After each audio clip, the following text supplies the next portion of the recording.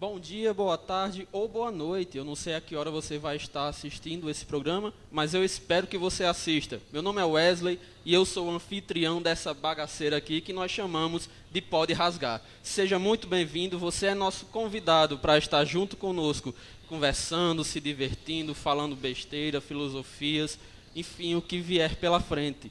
E nesse programa nós temos a parceria incrível da Casa da Cultura Parelhas, que está aqui nos ajudando com toda a estrutura, todo o equipamento. Temos também a parceria da Arte Impressa, que foi quem nos deu esse cartaz, nos deu também essas balinhas maravilhosas, personalizadas com a logo do programa. A Arte Impressa, que é da nossa amiga Pérsia. Então, se você procura algo em design gráfico, vá lá, fala com eles, fica ali na rua, onde é o frigorífico Big Beef. Nosso convidado de hoje é professor, ele é formado em diversas áreas da licenciatura, umas por opção, outras por pressão do governo mesmo. Ele é bastante conhecido por chegar na sua aula com sua frase icônica: olá, bom dia, boa tarde, boa noite, meu povo e minha pova. Também ele é aquele que é o grande intérprete dos grandes sucessos, como Nada Além de uma Ilusão e Feita de Cera. Sim, eu lembro de tudo isso. Senhoras e senhores, Gilberto Soares. Que honra ter você aqui conosco, cara. Muito obrigado por aceitar o nosso convite. Bem, eu agradeço o convite para ser, inclusive, a pessoa que está inaugurando o podcast, né, o trabalho de vocês. Eu tô achando incrível você lembrar dessas músicas que até eu estava esquecendo, cara. Eu lembro de tudo. Nesse programa. Bom, o período da pandemia nos afastou da sala de aula, da sala de aula física. Na escola a gente agora está apenas no modo remoto. Não é mais a mesma... Não tem mais o mesmo gosto de fazer a mesma brincadeira, não é a mesma coisa. Então eu quero dar boa noite, bom dia, boa tarde, boa noite para o pessoal que está em casa, nossos espectadores. Existem algumas pessoas que com certeza queriam mandar um alô, um carinho, um abraço muito maior, mas é sempre muito difícil citar nomes, né? Mas eu vou deixar aqui a minha esposa Marinalva, meu filho Marquinhos, aí o pessoal também que faz parte da nossa escola, meus amigos em geral. Agradecer imensamente pelo convite de estar aqui e falar um pouco sobre mim, sobre nós, sobre a vida. Eu acho que a proposta desse canal é muito legal. Sim, inclusive, fica à vontade para você falar da forma que você bem entender. Aqui a gente não tem nenhum tipo de censura, a gente quer que você seja principalmente você para as pessoas que estão assistindo. Gilberto, você é professor há quantos anos, mais ou menos? Olha... Sem querer revelar a sua idade. Mas sou velho mesmo. Não tem jeito, não. Eu já tenho uma idadezinha. Falando nisso, achei legal. Uma garota na aula essa semana não, hoje foi a semana passada. Ela me perguntou quantos anos de trabalho como professor já tinha, a mesma pergunta que você me fez. E aí ela ficou chutando, ela e outros garotos ficaram chutando lá no chat lá do Google Meet, lá onde a gente faz as nossas aulas remotas, e ela citou 40 anos. Eu disse, nossa, aí você acaba comigo, né? Bom, eu tenho a metade disso. Eu comecei no ano 2000 como professor substituto e eu comecei a trabalhar profissionalmente, ou seja, que é carteira assinada, a partir do ano 2003. Em 2000 eu ainda estava na faculdade e era professor substituto. Já em 2003 eu já estava formado, já tinha minha licenciatura, então comecei a trabalhar na escola particular, uma escola que eu tenho inclusive muito carinho, que é a escola CDS, né, o Colégio Diocesano lá de Caicó, que me acolheu muito bem, uma escola fantástica, e eu trabalhei de 2003 até 2007 lá. Depois de 2007, 2007 eu passei num concurso do Estado para a rede estadual e passei a pertencer à rede, então eu ensinei no CAIC, ensino no CAIC desde 2007 e no Monsenhor desde 2012. Esse ano eu trabalho só como professor no CAIC, só na Escola Mauro Medeiros, e também como professor na escola particular, na Coepar. Mas aí na escola particular eu estou em outra área. Eu me formei também, eu sou formado em História, licenciatura e bacharelado em História, e me formei em licenciatura em Letras. E lá na Coepar eu ensino língua inglesa. Passei um tempo, né, ensinando língua inglesa na escola pública quando precisava de professor, porque faltava, né? Mesmo sendo de outra área. Eu já dominava a língua inglesa, você foi meu aluno justamente de língua inglesa. E quando chegou o momento em que fizeram um concurso, chegaram novos professores, inclusive da área de língua inglesa, eu fui colocado para a minha área de volta, e disseram, não, chega para lá, volta aí para o seu lugar, que o seu lugar é História. E eu ensino inglês, né, língua inglesa na escola particular, inclusive mandar um abraço aí para a escola cooperativa de Parelhas, né, na pessoa de Angelita, chamar aí, dar um alô aí para toda a galera. Um alô pessoal da Coepar, grande abraço para vocês. Obrigado por disponibilizarem, apesar de vocês não poderem impedir, nosso querido amigo Gilbert de estar aqui. Grande orgulho de ter escolas desse tipo na nossa cidade. Gilbert, é muito comum... aparentemente, no modelo de ensino público, ter esse tipo de coisa, né? Jogar os professores que são formados, licenciados em determinada área para ensinar outra área, justamente por falta de profissionais para ensinar os alunos. O que é que você acha desse tipo de coisa? Isso atrapalha, ajuda? Isso atrapalhava bastante, mas isso é algo que ficou no passado mesmo. Hoje, podemos dizer com uma certa satisfação de que nós temos quase 100% dos professores exatamente nas suas áreas. Na época em que... Então, o cenário deu uma mudada. O cenário mudou completamente. Hoje nós temos professores nas suas áreas. É tanto que eu voltei, né, a trabalhar somente com a área de História e Humanas, no geral, justamente porque já tinha pessoas da língua inglesa para poder ficar no meu lugar. Então, assim, por mais que eu tivesse a qualificação, mas quando eu ingressei na rede estadual, eu ingressei com uma vaga de professor de História. Então, digamos assim, em relação àquelas pessoas que estavam chegando, que fizeram concurso na área de língua estrangeira, é justo que elas tenham essa vaga e eu volte para a História, já que eu entrei no Estado como professor de História. Então, hoje é muito raro mesmo você encontrar. Eu estou pensando aqui, mas eu não consigo encontrar nenhum professor fora da sua área. Mas você acha que tenha algum tipo que possa ter algum tipo de benefício? Não que deva ser feito de propósito isso, mas se por acaso um professor de determinada área, vamos supor, você é professor de língua portuguesa, e por você ter certa vocação para a língua inglesa, o colégio ou o governo te colocar na língua, ensinando língua inglesa, há a possibilidade de ter algo benéfico, tanto para o professor quanto para o aluno, apesar de não ser oficial? Olha, não é adequado, né? Porque quando você estuda, quando você é especialista dentro daquela área de conhecimento, aquela área que você vai conseguir atuar, você vai compreender muito bem as competências e habilidades, você vai saber trabalhar exatamente, porque não é só conteúdo, é o que você vai ensinar para o aluno. Meu objetivo como professor de história não é ensinar toda a história que eu estudei na faculdade para o meu aluno. É por meio da história criar naquela pessoa competências e habilidades para que ele seja capaz de pensar o tempo histórico, ele seja capaz de como cidadão, saber situar-se no tempo, saber o seu tempo presente, saber relacionar um tempo passado, que ele seja capaz de também, por meio daqueles conhecimentos que ele adquiriu na escola, ele continuar aprendendo. Então, tem muito professor até que tem uma ideia equivocada e quer passar um imenso mundo de conteúdos, mas é desnecessário. Veja bem, a gente vê muito conteúdo na escola, na educação básica, mas quando você sai da escola, geralmente você não leva todo esse conhecimento, eu não lembro da fórmula de Bhaskara, que é um meme comum de aquele você velho dizer, clichê, né? Para que eu vou usar isso? Que você nunca vai usar, ainda mais um dia na minha vida que eu não usei a fórmula de Bhaskara. Mas a questão não é saber usar a fórmula de Bhaskara na sua vida enquanto você caminha na calçada. A questão é você desenvolver aptidões, esquemas mentais, competências e habilidades para lidar com situações até mesmo corriqueiras da vida. Porque eu já vi muitas pessoas que não tinham uma competência, uma habilidade específica de lidar mesmo com um comérciozinho simples. Daquela pessoa não ter o estudo formal suficiente e ela tem uma certa dificuldade de compreender o que é ativo, o que é passivo, o que é lucro, o que é ganho, o que é caixa, o que é dinheiro que vai retornar, o que é que tem que ser investimento. Aquelas pessoas têm uma certa dificuldade de compreender. Logo, ela acaba sofrendo, no próprio desenvolvimento do seu comércio, acaba não funcionando. Então, se o professor não é da sua área,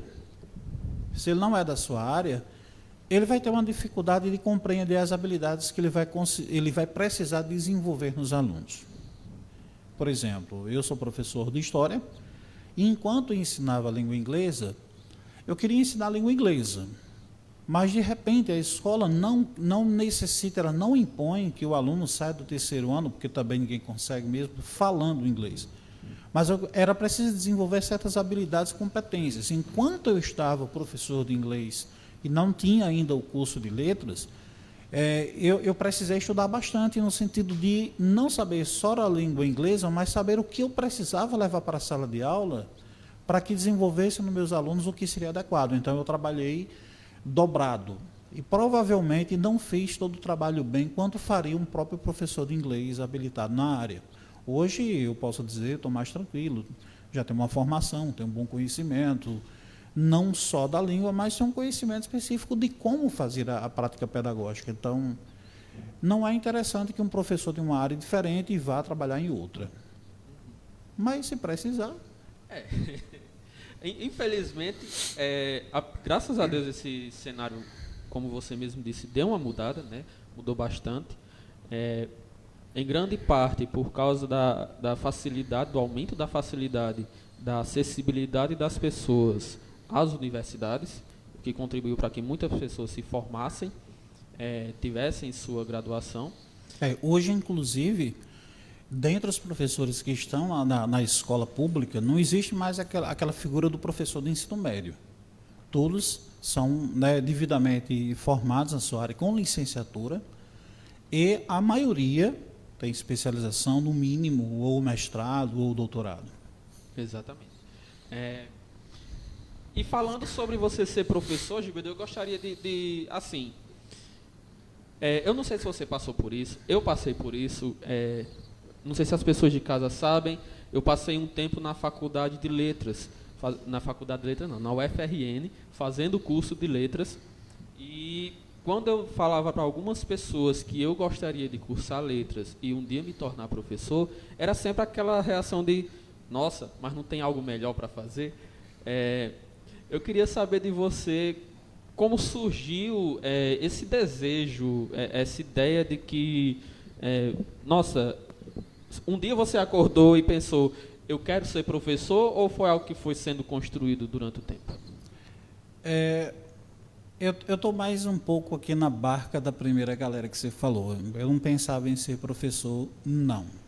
Para ser bastante honesto. E olha que na época em que eu não pensava em ser professor, não era algo tão desvalorizado quanto a gente vê acontecer hoje. O desvalorizado no sentido praticamente comercial, ou seja, no sentido de mercado de trabalho. Há pessoas que fazem essa associação de que você não deu para nada, não conseguiu nenhuma área rentável, você vai ser professor. Não sabe fazer coisa nenhuma, vai ser professor. E isso prejudica bastante, porque significa que as melhores cabeças, os melhores cérebros estão empenhados em fazer outra coisa. Claro, vão ser bons em outros lugares, mas seria tão bom nós termos gênios, pessoas com muita competência na área, né, do ensino. É possível até dizer que pessoas com pouco talento acabam ingressando no meio do ensino, no meio pedagógico. Mas, no meu caso, eu tenho histórico, a minha família tem histórico de educação.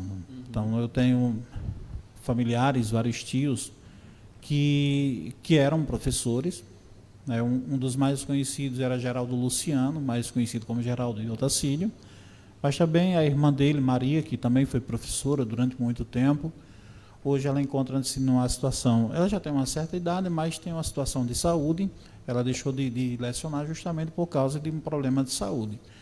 E além de outras pessoas também, até na família de Soares também nós temos pessoas professoras. Então, já era um caminho que eu conhecia, já era um lugar que eu me sentia até atraído, porque eu sempre tive desejo de trabalhar com a comunicação. E ensinar parece que era uma coisa que me atraía de verdade. Intrinsecamente, tinha comunicação, teria que ter comunicação ali. Então, era um caminho a ser Era. E quando jovem, eu tinha um sonho, um desejo, que eu vejo se repetir em muitos dos meus alunos hoje, que é ser psicólogo. Eu adorava a ideia. Até porque eu me sentia meio doido. Queria aproveitar para tratar algum dos seus problemas? Eu estou pensando, eu já tomo um remédio, né? Eu já vou me curando aqui sozinho e ainda posso curar os outros. Mas eu pensei essa besteira. Você vê como é a questão da falta de maturidade. Mas também havia outras pessoas que me chamavam de doido. Umas no bom sentido, outras nem tanto. Não, era tudo no mau sentido mesmo. Vixe. Nós vivemos uma época hoje em que, por mais que você reclame, mas as pessoas têm muito mais éticas do que no passado. Eu sofri muito bullying, cara. Eu era um garoto estranho. Você acha que isso veio, em grande parte, do politicamente correto? Porque, assim, tem muita gente que fala mal do politicamente correto, e eu entendo, só que seria possível enxergar um lado bom, um benefício.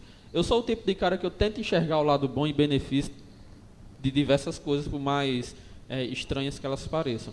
Mas o politicamente correto, ao que me parece, até certo ponto, ele representou uma mudança no quesito de o quanto as pessoas estão respeitando a diferença dos outros. O problema é que em todo canto tem gente que gosta de militar e exagerar um pouquinho com isso. Você concorda com isso? Você tem sua própria opinião? Concordo. Eu tenho algumas reflexões a esse respeito também.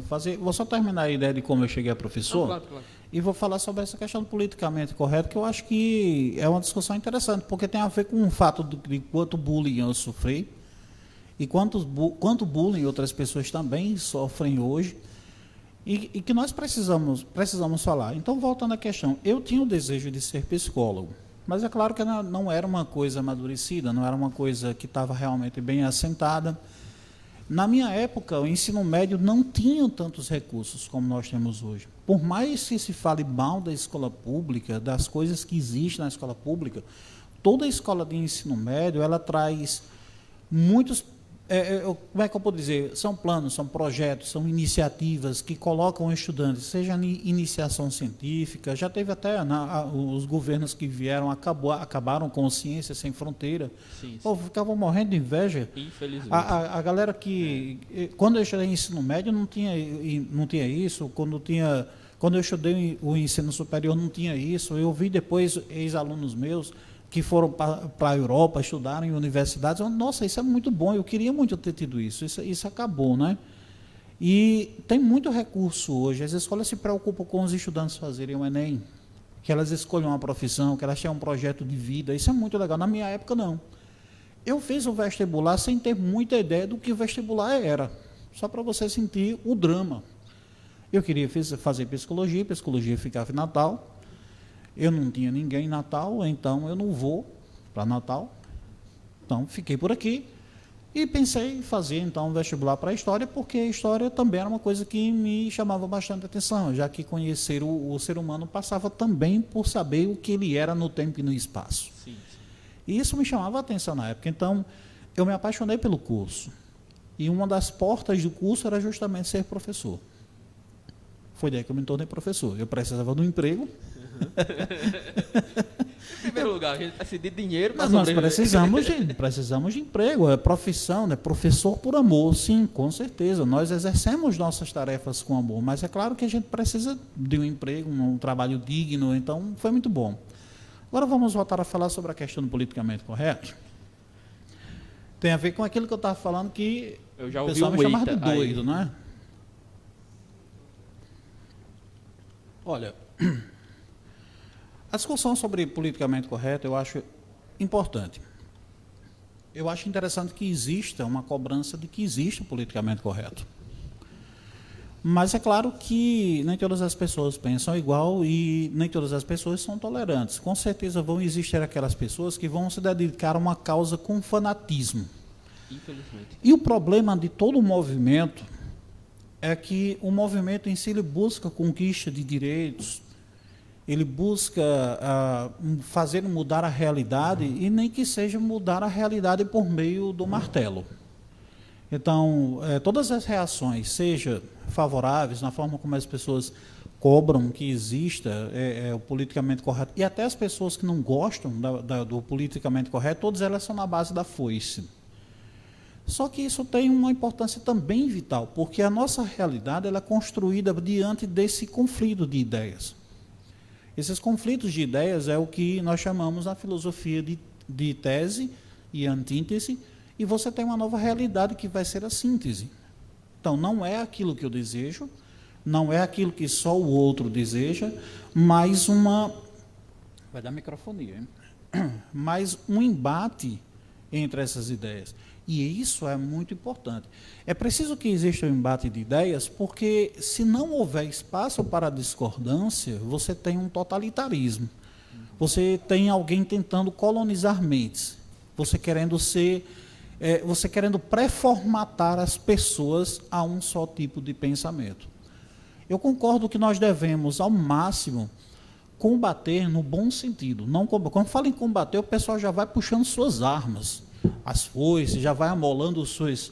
Acendendo as tochas. As tochas, amolando suas espadas, mas o combater... As pessoas têm uma dificuldade enorme da ideia do combater. Combater uma ideia não é a mesma coisa que combater pessoas. Eu posso combater o machismo, eu posso combater o preconceito, o bullying, mas eu não preciso matar as pessoas que fazem bullying. Eu não preciso desvalorizá-las, né? As ações delas já vão desvalorizá-las.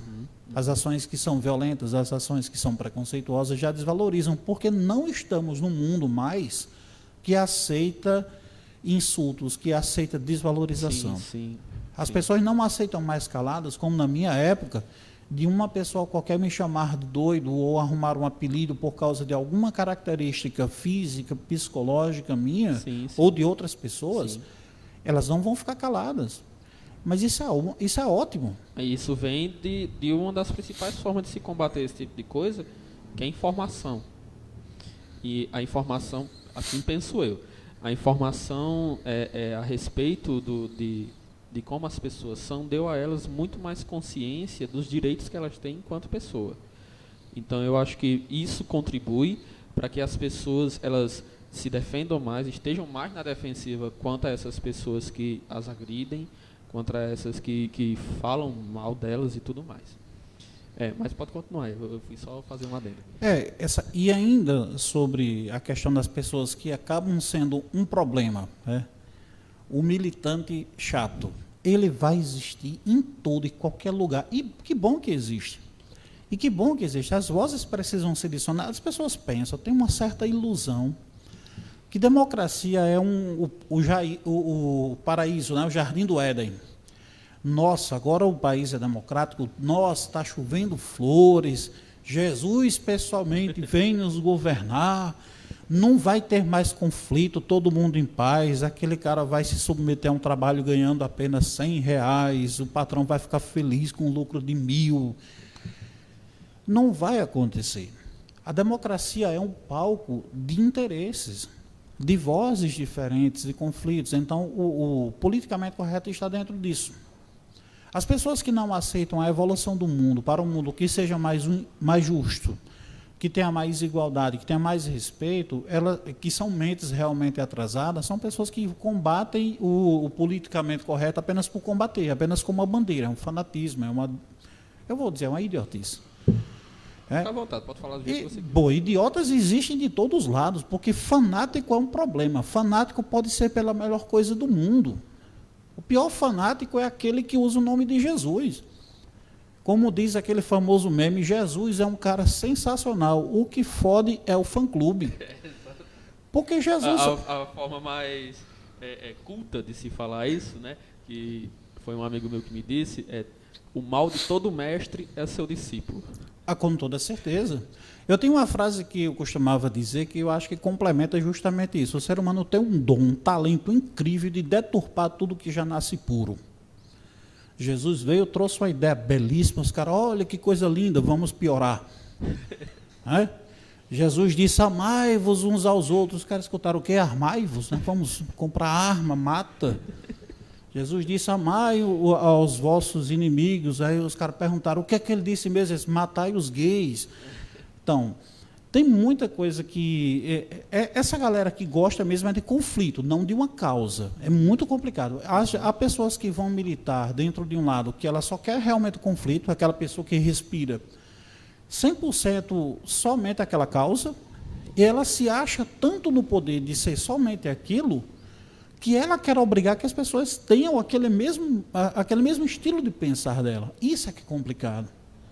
Eu não posso, por mais que eu milite por qualquer movimento social que seja, eu preciso ter a tolerância de que o mundo não vai evoluir como um passe mágica só porque eu quero que o mundo lá fora seja igual ao meu sofá da minha casa, que seja o meu quintalzinho onde todo mundo pensa igual a mim. Não vai acontecer.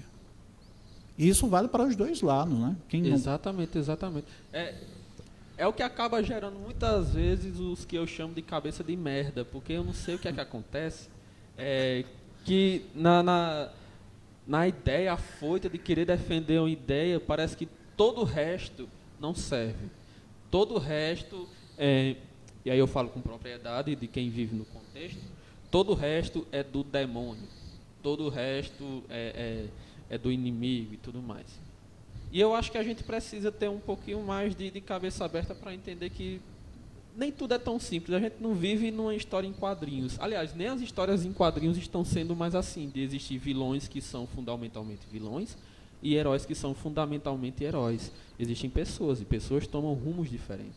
Nem os quadrinhos são mais preto e branco. Nem os quadrinhos são mais preto e branco. A não ser os japoneses. Os mangás, verdade. Mas tem mangá colorido, mas o clássico tem que ser preto e branco, feito em nanquim e tal. Uhum. Mas é justamente esse ponto, olha. Nada é preto e branco, não existe essa divisão tão restrita. Não existe, o mundo é cheio de nuances, não só de preto e branco, como de cores.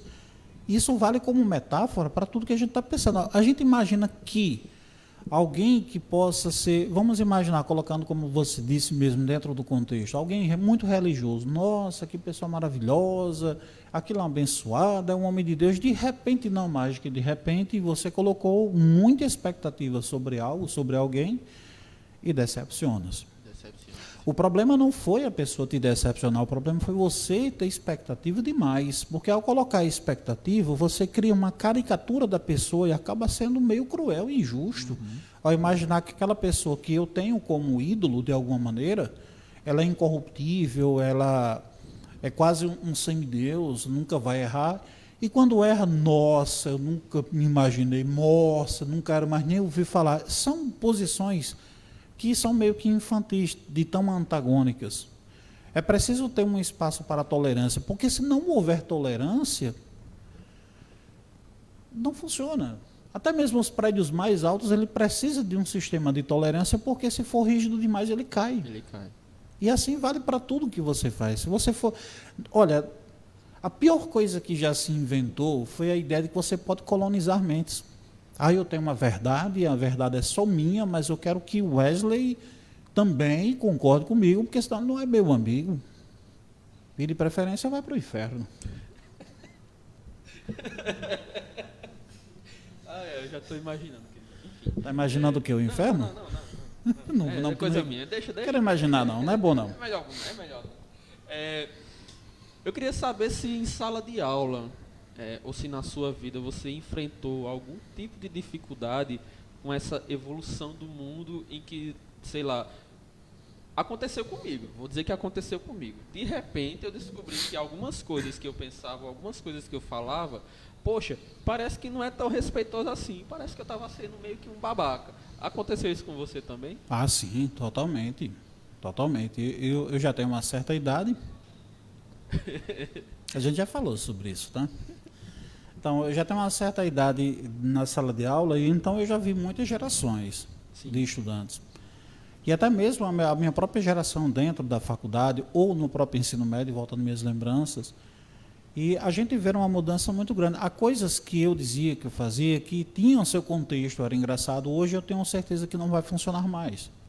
Que é interessante que eu tenha um outro rumo.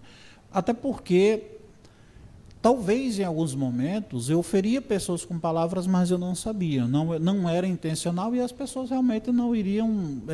muitas não manifestavam porque estavam acostumadas com o mundo que oprimia. Elas não tinham voz. Sim. Agora, como nós temos espaço, as pessoas têm percebido que podem ter poder, podem ter voz, se representarem, então fica muito mais difícil você ter uma piada sexista, né, você sabe que na sala de aula eu gosto de fazer brincadeira, piadas e tal, mas eu tenho mudado muito esse aspecto, porque ao fazer piada você sempre vai mexer com algo que fere a imagem, a honra de alguém. É sempre assim. Sim. Então, antes, quando eu fazia brincadeiras, eu tinha algumas coisas que não eram interessantes, piadas que nunca tiveram graça, que só eu ria, mas tudo bem, vale pelo esforço, né? Hoje... às vezes a gente ria pela falta de graça também. Porque é bom, né? Tem umas piadas que não tem graça que são ótimas, piadas ruins que são boas, né? Já como diz o ditado, tem piada que é tão sem graça que ela dá a volta e a pessoa ri. Exato, e essas são as melhores, eu gosto, porque tem que ser bobo, cara. Tem que ser bobo. A gente não pode ser sério a vida inteira, eu espero uma coisa, nossa, eu vou morrer de rir aqui com aqui, olha que piada fantástica, que humorismo. Não, vou fazer bobeira que é bom. Para quê? Vai fazer humor de terno e gravata? Não, de jeito nenhum. Então, hoje, quando eu resolvo brincar até com algumas coisas mais pesadas, eu uso a mim mesmo. Eu estou de bem comigo, certo? Então, quando você é capaz de rir de você mesmo, quando você é capaz de mexer com sua própria honra sem você sofrer com isso, é porque você está de bem com você. Então, eu não fico mexendo com a gordura de ninguém, eu mexo com a minha. Eu estou gordo aqui, eu pesado, um elefante e tal. Lá no Coepá, com a minha pode mexer, eu não ligo não. Lá na Coepá se quiser levar também, fica à vontade. Não, quero não, eu agradeço. Lá na Coepá, quando me apresentaram, que eu fui apresentado como professor de inglês, eu no discurso para os pais, eu disse que a escola estava contratando um professor peso pesado. Piada péssima, horrível. Mas eu estava fazendo a piada comigo mesmo, não estava insultando ninguém, né? Exatamente. Quer dizer, a mim mesmo, mas eu mesmo me resolvo. Inclusive, só lembrando o pessoal de casa, estamos seguindo os protocolos de segurança da Covid e os protocolos de segurança pessoais também. Por isso que Gilbert e eu estamos sentados em lados opostos, porque no mesmo canto o chão da Casa da Cultura cederia. Vamos continuar a nossa entrevista. Gilbert, sua infância. Eu sei que você falou um pouco sobre como era... como foi você antes de se tornar professor e o que te levou a se tornar professor. Mas há quem diga que os traumas da vida surgem na infância, só que a gente não percebe porque estava brincando. Eu queria que você falasse um pouquinho de como foi sua infância, o que ela contribuiu para fazer a gente crescer, para fazer você ser quem você é hoje, por exemplo. Algumas coisas muito importantes sobre a minha infância que me tornaram e fizeram de mim o que sou hoje, né? Em todos os sentidos, praticamente. Na realidade, essa assertiva ela é correta. Eu falei anteriormente que eu queria muito ser psicólogo, pelo menos em algum momento da vida eu queria. Então, eu continuo sempre lendo sobre psicologia, psicanálise, eu gosto muito disso. E realmente, tanto para psicologia, psicanálise, até para a psiquiatria, traumas, não tem como não traumatizar. Todas as pessoas serão traumatizadas de alguma maneira. E um aviso também a todos os pais, seus filhos também vão reclamar de vocês como pai em algum momento da vida, porque faz parte de um ritual de passagem, um rito de passagem. Isso vai acontecer, inevitável. O filho vai ter raiva do pai, como eu tive raiva do meu pai em momento, tive raiva da minha mãe em algum momento, então... a infância é sempre complicada. E na expectativa de não traumatizar os meninos, traumatiza mais ainda, porque transforma em filhos folgados. Tem muito filho folgado porque o pai e a mãe têm medo de traumatizar, então tem medo de dizer não. Mas o não, o cerceamento de alguma coisa faz com que desenvolva também o caráter da pessoa, porque há necessidade de você compreender que há coisas que você pode e há coisas que não. No meu caso... eu tive uma mãe vigilante. Meu pai não me criou, eles se separaram, meus pais se separaram, eu não sei quantos anos eu tinha, porque eu não lembro. Bem-vindo ao clube. A questão é que eu não lembro especialmente porque eu tenho dificuldade de lembrar de muita coisa da minha infância, então eu não lembro exatamente quando foi esse momento. Mas a minha mãe criou o resto, né, da minha vida também sozinha. E ela tinha seus próprios códigos de ética, de moral, o que exigir de um filho e tal. Eu achava interessante aprender muito com ela sobre isso. Tem muita coisa em mim que lembra a minha mãe, porque até mesmo no fato de eu fazer as brincadeiras, sem graça, esse estilo de ser descontraído eu herdei da minha mãe. Já, assim, há outros aspectos da minha vida pessoal, especialmente financeiras, que foram, eu diria que decisivas para o que eu sou hoje. Primeiro, na minha casa, nós éramos uma família realmente bem humilde, não tinha TV, não existia TV na minha casa. Eu acho que eu me lembro de algumas poucas vezes que tinha umas TVs daquelas preto e branco, que era a válvula, e vocês não viram isso, vocês nunca passaram por isso, que é você ligar uma TV e você precisar dar uns sopapos nela para ela começar a esquentar. O máximo que eu vi foi uma que tinha que ligar e esperar uns 10 minutos, porque ela só funcionava quando estava quente. Exato, são as valvuladas, as TVs valvuladas. E tinha umas lá em casa que já eram velhas e com defeito, então tinha mais tempo que isso. Mas que me chamem de velho, essa TV que eu citei era do meu avô. Olha. Sem ofensas, claro. Quer dizer, eu sou quase seu avô também, né? Pela idade, né? Não tanto, mas sigamos. Na minha casa não tinha condições de comprar uma TV. Então, eu não assistia desenho.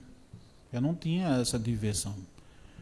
Então, o que aconteceu? Eu me escorava realmente na leitura. Eu gostava de ler. Não é porque eu gosto. Nossa, que delícia, adoro ler, é a coisa que eu queria mais na minha vida.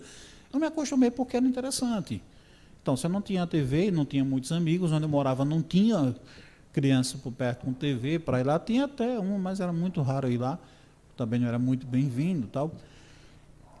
Por causa disso, acabei, olha, eu lia de tudo o que eu achava, da biblioteca da escola, dos livros didáticos, todos os livros didáticos eu li e reli a capa, eu voltei para ver o autor, tudo, até o ISBN também li, lia de novo, porque para ter certeza que eu li, né? Meus irmãos faziam uns cursos, teve um irmão meu que fez um curso de mecânica de carro pelo Senai. Eu acho que ele nunca leu as apostilas, do curso, porque não terminou o curso, mas eu li todas. Então, eu tinha na faixa de 10 para 12 anos, eu já sabia o que era embreagem, já conhecia como funcionava a transmissão, sistema de arrefecimento, sistema hidráulico, tudo aquilo eu já conhecia, a parte elétrica, já sabia o que era um fusível. Eu só não sabia consertar, mas eu já conhecia, porque eu lia. Outro irmão que eu tinha era muito afeiçoado por eletrônica. Uhum. E eu também achava fascinante, eu era muito curioso. Não tinha TV, então sigamos. Era o entretenimento que havia. Era entretenimento, então não tinha TV. Aí eu tenho também certeza que esse meu irmão não conseguiu ler todos os livros de eletrônica dele, mas eu li. Então, as teorias de Ohm, de impedância, capacitância, todo esse troço lá. Teve uma época no CAIC que eu queria fazer um curso de eletrônica básica, a gente montar um radinho lá, mas foi uma coisa que nunca saiu do papel, porque não era minha área, né? Tem que ser física. E aí, eu aprendi sobre eletrônica, até hoje eu faço umas besteiras lá em casa que pega fogo, mas... Arrisca explodir. Né? Eu faço assim, eu conserto o meu próprio computador e tal, eu monto, desmonto, quebro ele também. Pelo menos o incêndio mata mais rápido do que o coronavírus. É verdade, né? Eu nem tinha pensado nessa hipótese, mas é verdade. Então, isso fez com que eu me tornasse um leitor e uma pessoa curiosa. A TV mata a curiosidade. Uhum. Você tem um desenho animado e você já tem tudo pronto. Então, uma preguiça enorme de você compreender o aspecto visual, a fazer uma leitura daquilo ali. E eu já tenho essa prática desde criança de fazer uma leitura pormenorizada. Foi uma coisa, esse exemplo que você acabou de dar foi exatamente pelo que eu passei. Porque eu tive TV a minha infância toda.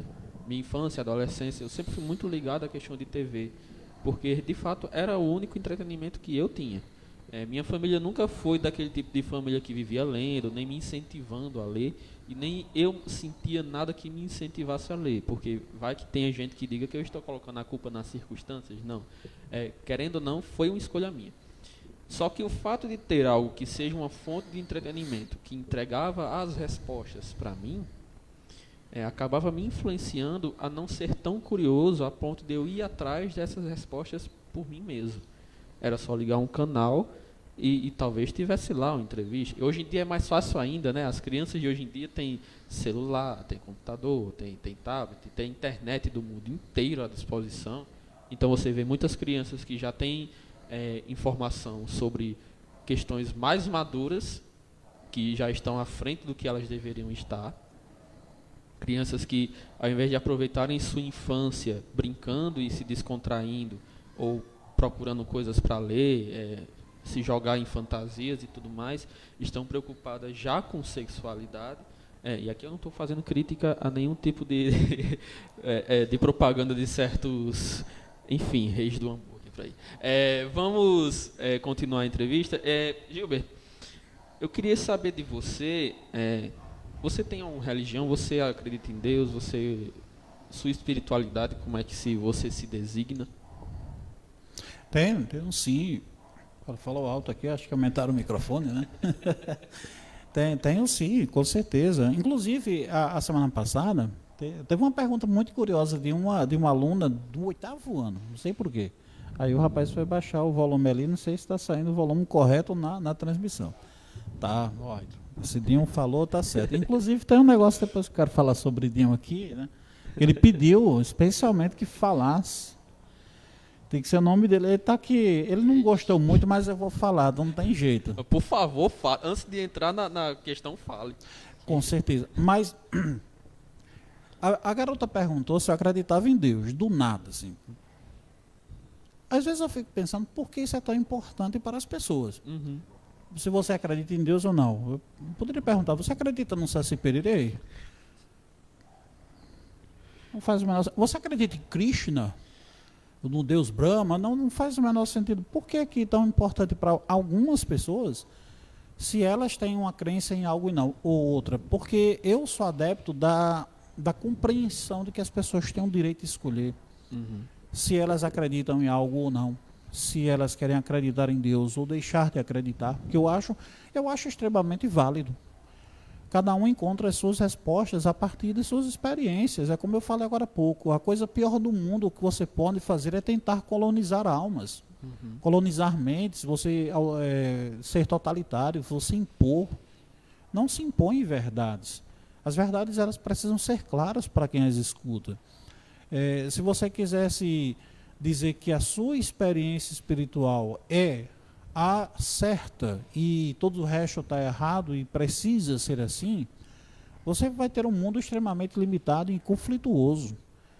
Porque é preciso compreender que as pessoas não têm as mesmas experiências, incluindo a possibilidade de não acreditar. E eu falei isso para a garota, que era importante compreendermos que é preciso aprender a respeitar quem acredita e quem também não acredita. Eu acredito. Não tenho nenhum problema de falar. E, além do mais, acho bom falar sobre isso. Eu sou uma pessoa que tenho, embora não tenha o estereótipo de religioso, mas eu tenho minha vida espiritual, eu tenho também trabalhos dentro da religiosidade. E eu acho interessante que se respeite as pessoas terem diversas crenças. Sim. Especialmente porque nós vivemos hoje essa ideia de combater a demonização de certas religiões.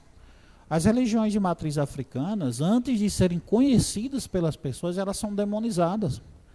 As pessoas não conhecem as lendas de criação das religiões de matriz africana. Como é bonito a ideia de que Olorum, o grande Deus criador, tinha criado tudo.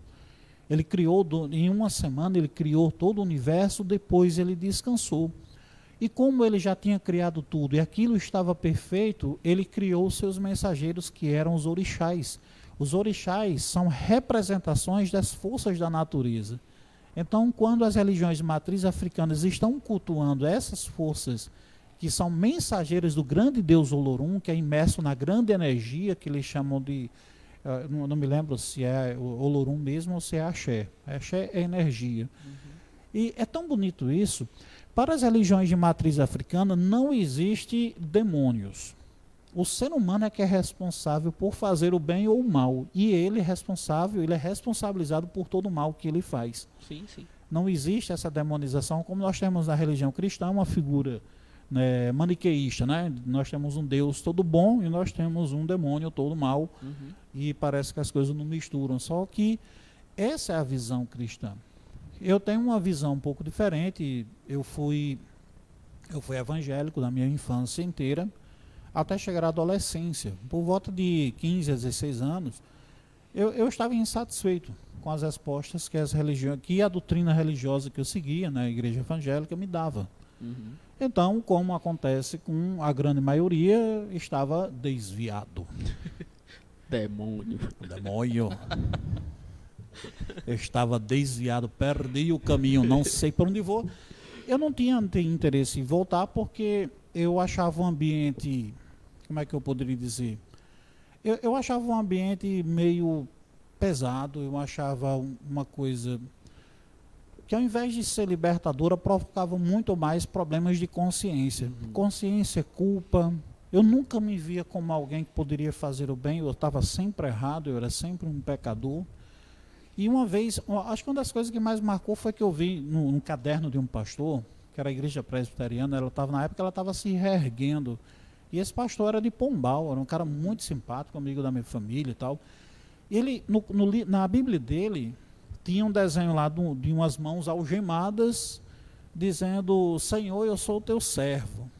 Até aí tudo bem, mas aquela imagem de mãos algemadas, eu fiquei pensando, por que diz que o evangelho é libertador, mas eu estou algemado? Não são ideias contraditórias? Para adolescente, aquilo então era um terror, porque esse tipo de contradição pesava Deu um bug na sua mente, no caso. Dava sim. Então, eu fui com mais calma Sim. procurar uma outra alternativa. Não procurei, ela veio até mim. Né? Eu conheci a doutrina espírita e, como todo evangélico que se preze, eu li, porque eu gostava de ler. Não, todo evangélico que se preze nem leria, porque é coisa do demônio, né? Não leria. Então eu estava desviado, fui ler. Eu pensei, já estou pecando, vamos. É nóis. Eu li aquilo ali, eu não me recordo qual foi o primeiro livro que eu li. Eu não li a obra de Kardec, não. Eu li um livro que explicava o que era o espiritismo para pessoas iniciantes. Eu odiei aquilo, isso não tem condições. Como é que alguém vai acreditar num troço desse? Eu vou ler de novo, que é para eu entender direitinho esse negócio, porque eu tenho que ser inimigo desse troço, está errado, isso aqui não pode. Então, eu li de novo, e aí eu fui convencido de que estava errado era eu. Eu percebi que havia lógica naquilo, eu não tinha percebido na primeira vez. E para mim foi uma satisfação imensa, porque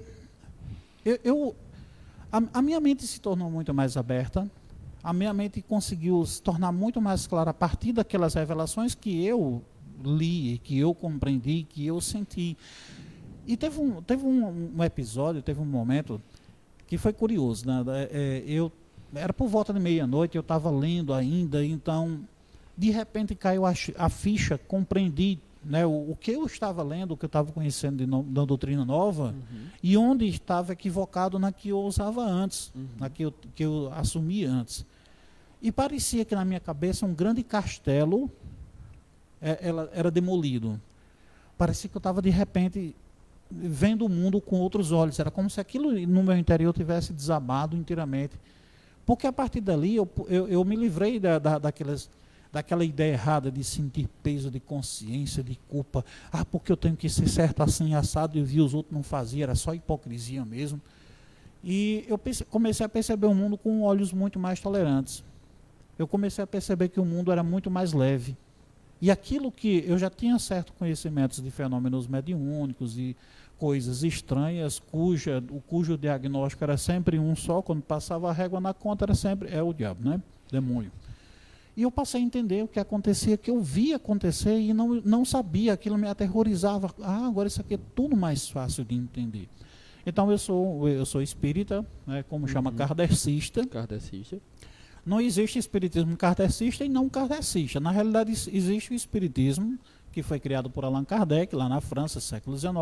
Ele foi codificador, porque não tem nenhuma verdade nova, nem algo inventado ali. Tudo que Kardec colocou na obra da codificação já existia no mundo, ele só colocou aquilo dentro de um sistema organizado, um conhecimento sistematizado. E tudo faz muito mais sentido. E até a palavra do Evangelho faz mais sentido. A gente recupera a essência de verdade do que Jesus falou a partir dessa nova visão do mundo.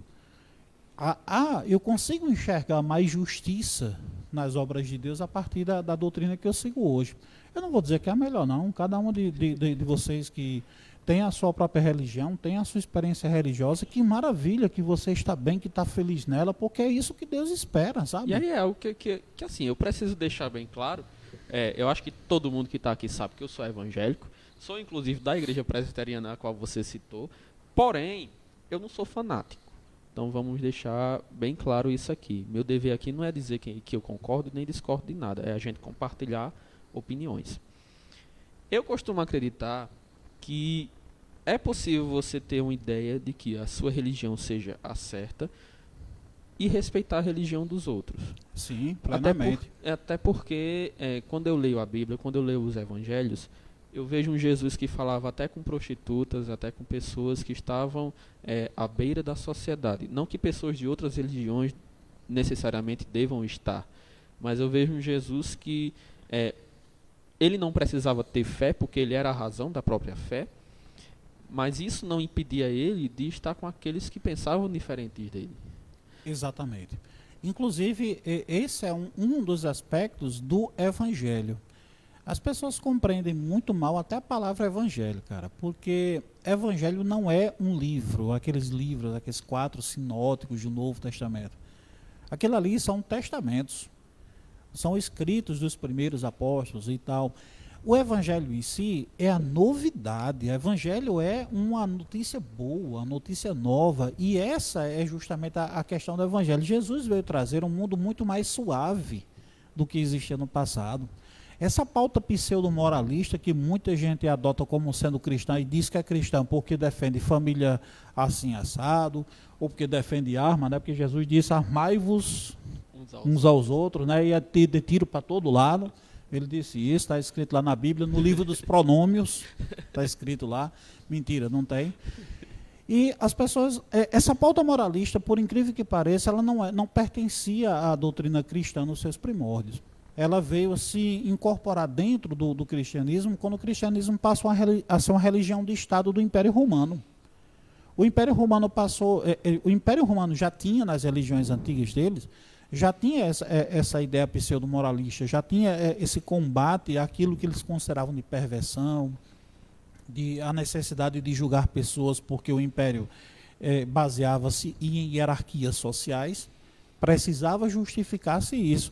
E aquele cristianismo primitivo teve que moldar-se a essa perspectiva romana, porque ela agora não era a religião das pessoas que fugiam dos leões, lá do Coliseu. Agora era a religião que estava dando as cartas Mas os imperadores, eles tinham mais poder sobre a religião do que os próprios bispos. E aí nós temos um Império Romano que vai ditar a sua cartilha moralista, e aí passa a ser. Durante toda a história, sempre existiu uma perseguição a quem era desviante. Sempre. Hoje nós vemos hoje reavivar esse suposto neoconservadorismo, que na realidade não passa de hipocrisia. A gente vê reacender por pura conveniência política, digamos assim. E é um grande perigo a religião se misturar com política. A história enorme, nos ensina bem isso. É enorme. Se bem que o próprio ato de você expressar uma religião já é um ato político, mas não precisa você envolver-se com um político profissional, né? Uhum. Aí eu vi uma postagem que eu achei muito legal no Twitter, alguns dias atrás, que a pessoa dizia assim, olha, quando a gente revira a vida de algum desses conservadores que aparecem muito, você sempre vai encontrar uma homossexualidade enrustida, vai ter gente em casa de swing, vai ter prostituição, vai ter gente na máfia matando o outro, não sei o quê. O problema é que quem está do outro lado não tem problema com isso, não fica fazendo uma máscara, porque para muitas pessoas é máscara. É muita máscara. Pessoas que são defensores da família, você vai encontrar nunca. As práticas que essas pessoas fazem de fato escondidas jamais combinariam com essa proposta que ela fala abertamente. Então existe um discurso para falar público e existe uma prática que eu quero esconder. Aí isso é que é e isso não é cristianismo. Jesus mesmo acolhia quem vinha. A mulher adúltera disse, olha rapaz, mas que coisa, está errado, eu sou a favor da família, você está traindo o seu marido, apedreja, joga pedra, e o rebolo de pedra tem que ser maior do que as outras. Não, Jesus simplesmente ouviu as acusações e quando todos foram embora, porque Jesus tinha o controle da coisa, senão ele não teria baixado a cabeça, né? Depois todo mundo foi embora, ele perguntou, onde estão os seus acusadores? E a moça disse, não estão mais aqui, eles foram embora. E Jesus disse, eu também não te condeno, vá. Atenta para essas palavras, ele não condenava, ele podia, Jesus, cara, Jesus. Não estava ali para condenar ninguém, e ele disse, vá, mas tem uma frase bem interessantezinha no final, e não peques mais. Só não faça de novo. Vai. Não é o só faça de novo, é porque ele estava esperando que a experiência ensinasse. Não adianta proibir, você tem que aprender a partir das experiências. Proibição não gera aprendizado, proibição gera rancor, gera transtorno obsessivo, desafiador, alguém vai desafiar só porque é proibido. Entendeu? Síndrome da criança ruim. Exato. Aí voltando à questão, eu sou um cara religioso, mas eu tenho essa mente aberta hoje, eu não tenho necessidade de salvar o mundo. Olha, corre pelo amor de Deus, ele tem que vir para cá. Se não, ele... Não, eu sou palestrante espírita, faço palestra, tenho esse linguajar também nas minhas palestras, eu falo também com essa mesma postura, porque até as pessoas que estão no centro espírita, muitas vezes se revestem com a máscara de religioso. E elas não são, elas são ali aquele negócio, oi, irmão, que coisa linda, aperta a mão, lá fora, quando chega em casa não é. Então por que eu vou botar uma máscara do que eu não sou? Fazer uma coisa bonita, boto a gravata, falar umas palavras bonitas, bem empolado, me comporto, mas quando eu saio de lá eu sou um cara meio folgado, eu falo umas coisas engraçadas, falo besteira, mas esse é o meu jeito, para que usar máscaras? Posso falar de Jesus também brincando, tenho certeza que ele vai adorar. Eu costumo pensar que Jesus não era o tipo de cara mal-humorado, não. Pelo contrário, algumas passagens do Evangelho, eu acho que ele foi muito bem-humorado ao responder o pessoal. Até porque se ele tivesse respondido com a cara fechada, séria, aquela cara de peixe morto que a gente acha que ele sempre tinha, eu acho que teria sido meio pesado para os discípulos ouvir algumas coisas que ele falou ali. Então, eu costumo pensar que ele era bem-humorado. Até porque ninguém gosta de seguir gente mal-humorada, né? Com certeza não. Se ele atraía tanta gente, era uma pessoa com carisma incrível. Vai um ranzinza, né? Seu Saraiva. Não era seu Saraiva, não é? Apesar de que havia o texto no Antigo Testamento que falava que nele não havia formosura, nem beleza, nem nada que atraísse as pessoas, esse texto estava falando a respeito daqueles que justamente eram religiosos demais para entender o que Jesus quis vir pregar. Para essas pessoas que tinham que seguir um dogma muito restrito, muito farisaico, muito não me toques, não faça isso, não faça aquilo, a ideia de que Jesus falava com prostitutas, adúlteras, com pessoas doentes que eram tidas como amaldiçoadas, era algo que não atraía. Então, eu penso assim, a religião ela pode servir para que você pense, é uma via de pensamento, mas a religião ela não é um canto fechado que se você estiver fora daquilo, você vai para o inferno. Talvez eu seja muito mente aberta para a maioria dos cristãos que estão me ouvindo. Talvez o pastor queira vir conversar comigo depois desse programa. Talvez. Bom, que bom, pelo menos gera um diálogo interessante, todo mundo vai aprender com isso. Mas tem uns apontamentos para fazer a esse respeito. Olha, a noção que nós fazemos de Deus, ela é baseada nas nossas experiências e no nosso próprio caráter. Deus não se nos revela assim, ele, chegou aqui, eu sou Deus, tá vendo? Não, você não vê Deus. Todas as pessoas com experiência espiritual, elas sentem, elas têm revelações, tal, mas ver mesmo assim, com esses olhos aqui, não vemos. Sabemos a sua voz, conhecemos a sua voz, sabemos a sua palavra? Não. O que é a religião? Né? Ela já tem esse próprio nome que do latim ela significa religar, que significa ligar um homem a Deus. Existe a religião institucionalizada, e existe o fenômeno da espiritualidade, que é algo que é inerente ao ser humano em todos os lugares na história, em todos os momentos da sociedade humana, onde teve gente, sempre existiu a necessidade do transcendente. A religião é somente um canal para isso. E a religião, por ser uma ferramenta humana para se chegar a essa transcendência, ela vem trazendo as virtudes e defeitos que o ser humano tem naquele momento.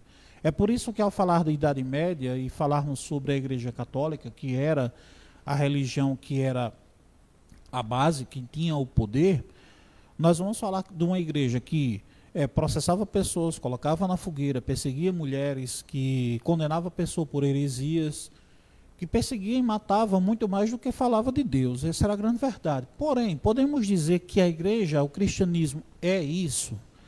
Não.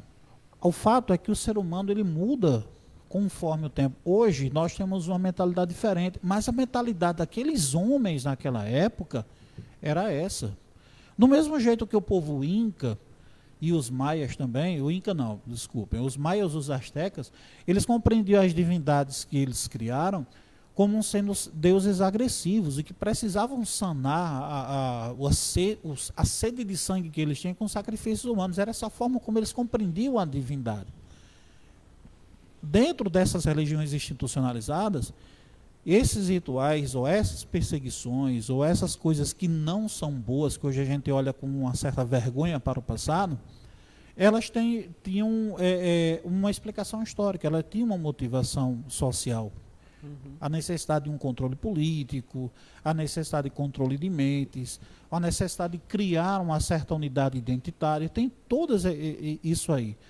Quando for no futuro, os nossos descendentes de lá, 200 anos, 300 anos, vão observar o cenário de como nossas religiões se comportam e controlam nossos corpos e mentes, e vão dizer, olha que coisa estranha, eles faziam isso. Possivelmente eles terão uma mentalidade muito mais aberta, eles terão uma noção de Deus muito mais desenvolvida do que a nossa.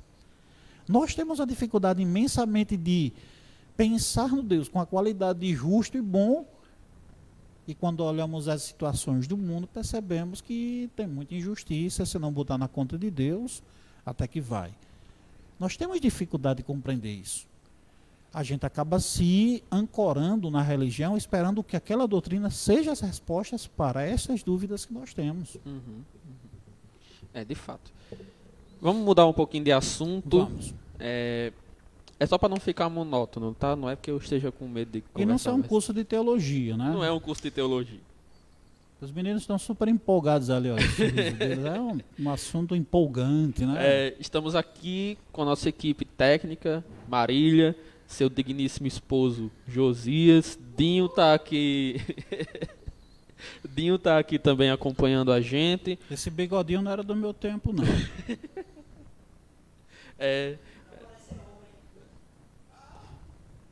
Não saiu isso. Enfim, eu vou ficar calado. É, Gilbert, voltando um pouco a falar sobre educação, sem falar tanto de educação, porque também não estamos numa palestra sobre educação, né? A gente só está conversando, no fim das contas. Quando eu estava na faculdade, eu lembro que eu li um texto que o título era... eu não vou lembrar exatamente o título, mas era alguma coisa sobre de quem é o bode expiatório da educação. O texto falava o seguinte, em síntese, ele falava os diferentes problemas nas diferentes áreas que tinha na educação. Ele explicava. O problema eram os alunos que já tinham problemas demais em casa e quando iam para a escola sentiam dificuldade e falta de motivação para aprender. O problema era dos professores que, por causa de diversas coisas, eram mal formados, tinham acesso a pouco material ou não tinham interesse de procurar esse material, ou o problema era do governo que não disponibilizava, quando disponibilizava não avisava ou não dava infraestrutura para ensinar. O que eu quero saber é o seguinte, qual é a sua opinião sobre, afinal de contas, dá para a gente dizer qual é o problema da educação brasileira? Eu acho que, se formos falar do problema da educação no Brasil, vai ser muito, eu não diria, eu diria talvez estrutural. Porque dentro de história nós temos o momento, aquilo que faz parte de uma certa conjuntura, nós temos a grande estrutura. Eu diria que seria estrutural porque depende de muitas coisas, além de recursos financeiros para se gerir as coisas, depende também da visão de mundo que as pessoas têm, da própria noção de civilidade. Essa pandemia veio testar a nossa civilidade e nós estamos sendo reprovados. Eu que eu digo. Eu não digo na nossa civilidade enquanto pessoas, porque nós ficamos em casa, engordamos um pouco, vocês estão vendo aí um pouco fofinho na tela, mas é porque os meninos esticaram a câmera, eles têm um troço aqui que eles ficam puxando, e até parece que a gente é gordo, mas não é não. Não foi a pandemia que fez isso. O que acontece é que essa noção de civilidade que eu estou falando é até mesmo você compreender regras de convivência e viver o coletivo. As pessoas têm uma dificuldade de compreender a noção de mim e o outro. E isso foi um diferencial nessa pandemia. Mas voltando à questão da educação, eu queria que você já reparasse, parece que falar sobre a educação é uma espécie de muleta social para se botar uma válvula de escape para os problemas do mundo. Sim. Não parece ser? Sim. Mas a escola que nós temos, ela é apenas um reflexo, ela faz parte do ambiente de sociedade que nós temos. Porque não é só de questão de recurso financeiro ou até de professores que são formados pela NASA que você vai fazer uma educação de boa qualidade. Você pode colocar o melhor professor do mundo, sei lá, da NASA, tem na NASA. Você pode colocar o melhor professor do mundo que tiver, com os melhores equipamentos que você tiver, mas se você não tiver a participação dos pais para a construção do projeto de vida daquela criança, você no máximo vai entreter durante alguns minutos, algumas horas, aquela criança na escola. Quando o aluno, eu sempre vejo isso, quando um aluno me diz assim, professor, traga algo diferente numa próxima aula, eu sei que ele quer ficar sentado comendo pipoca vendo algum show acontecer. Porque o fazer diferente é transformar o aluno em protagonista do conhecimento, mas na hora que ele tem que arregaçar as mangas para fazer, ele sempre geralmente cai de fora porque a visão de mundo que ele tem é de não fazer muito esforço. A gente vê com muita frequência, os pais deixam, e aconteceu muito isso na pandemia, né? Todo mundo critica a falta da escola porque é o depósito. Muita gente enxerga a escola como um depósito. Não vou dizer que são todas, eu seria muito Eu vou botar justo. um moleque aqui durante 4 horas, porque afinal de contas eu tenho que limpar a casa. Exato. E antes da pandemia tem uma discussão muito grande aí de um projeto de homeschooling, né? Vamos estudar em casa, porque na escola só tem professor doutrinador, esse povo esquerdalha, não sei o que, blá, blá, blá. Isso. Aqui em casa eu vou ensinar só o que eu quero para o meu menino, ele vai ficar muito sadio. E aí veio a pandemia para mostrar que não funciona. Essa história de homeschooling não vai funcionar não, filho. Os coitados das crianças não acompanham a aula pelo Meet, porque os pais também não dão nem sequer um tipo de controle. Os pais não sabem nem usar o danado do celular. Quanto mais um homeschooling, você pegar aquela ruma de coisa e ficar estudando com o menino, vai nunca, criatura. Eu acho que nós temos uma muleta de dizer que sempre que as coisas não vão mal, as coisas vão mal, a culpa é da educação. Mas eu acho que, claro, quando é que vai funcionar? Quando é que vai funcionar a educação de verdade? Quando nós tivermos uma população que tiver algo em foco, se tiver uma mentalidade. Eu vou colocar o caso aqui das Coreias. A Coreia é devastada pela guerra civil, que dividiu ela em duas, e é fácil de encontrar na internet. A Coreia do Sul plenamente devastada, mas eles queriam reconstruir o seu país depois de tudo que passaram. E o que é que aconteceu? Mesmo que não tivessem recursos, mesmo que tivesse apenas um quadro, mesmo que onde fosse, o investimento em educação não foi em dinheiro, não foi especificamente em dinheiro, foi em fazer as pessoas quererem ir para a escola. Tem um articulista da revista Veja, que no passado escreveu um texto que eu gostei muito, se chamava Vovó na Janela. E ele esteve na Coreia e ele observou que na escola pública, quando ele passava, tinha um monte de velhinhas em pé, na janela, acompanhando a aula na escola. E ele ficou se questionando o que era aquilo. Então ele veio descobrir, falaram para ele que eram as avós aposentadas, que tinham um tempo disponível, iam até a escola e acompanhavam pela janela para ficar acompanhando não só a aula do professor, como também o comportamento do menino que estava lá. Ou seja, o comprometimento desse povo com o que está acontecendo é grande. Você não vai, devido a muitos critérios, você não vai ver isso acontecer aqui. Mas o que ele apontou? O próprio interesse da família em querer que aquela criança seja um bom estudante. Aqui, eu já fui diretor de escola. Quando o menino gerava problema e a gente chamava os pais, era melhor não chamar os pais, porque, além de não resolver, eu achava bem melhor conversar só com o menino depois, que resolvia muito mais. No fim das contas, os pais acabavam arrumando uma forma de botar a culpa na escola. De certa forma, bom, é tipo o seguinte, se a culpa é minha, eu boto em quem quiser. Eu não estou dizendo que falta comprometimento dos pais. Tem muito. Olha, os melhores alunos na escola eram sempre aqueles que os pais estavam lá. Não é para reclamar do menino, mas porque ele levava o menino, porque se preocupava, queria saber o que é que a escola ia fazer. É um certo comprometimento, uma certa ligação. Os pais precisam entender que o filho está na escola é um projeto de vida. É parte essencial do crescimento dele. Então, os pais precisam fazer parte disso. Olha, vá para a escola. Não sabe nem o que é que o menino estudou. Não sabe nem o que é que ele está fazendo. Então, são essas coisas. Eu acho que quando nós tivermos esse comprometimento de fato da família em querer, mas não é só de boca não, tem que fazer. Eu acho que nós teremos uma educação muito diferente. Muito melhor, muito melhor. Queria dar um oi especial aqui, o pessoal que está acompanhando a live. Paulo Libânio, Loura Diniz, Jailma Oliveira, minha querida mãe Cida, que também está acompanhando a live. Nosso amigo Cleiton e Cláudia Araújo, sejam muito bem-vindos, espero que vocês estejam gostando realmente desse momento, e espero que ele esteja sendo tão bom para vocês quanto está sendo para mim, porque eu estou amando aqui. Eu espero que eles estejam assistindo. Paulo Libânio é um amigo meu lá de Cerro Corá, e nós somos espíritas, nós compartilhamos estudos, né? E ele é um cara fantástico, inteligentíssimo, ele gosta de acompanhar. Eu vou mandar um abraço para meu amigo Paulo.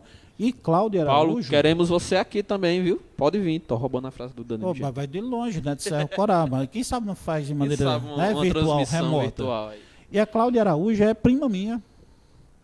Mora no Rio de Janeiro. Está acompanhando de lá.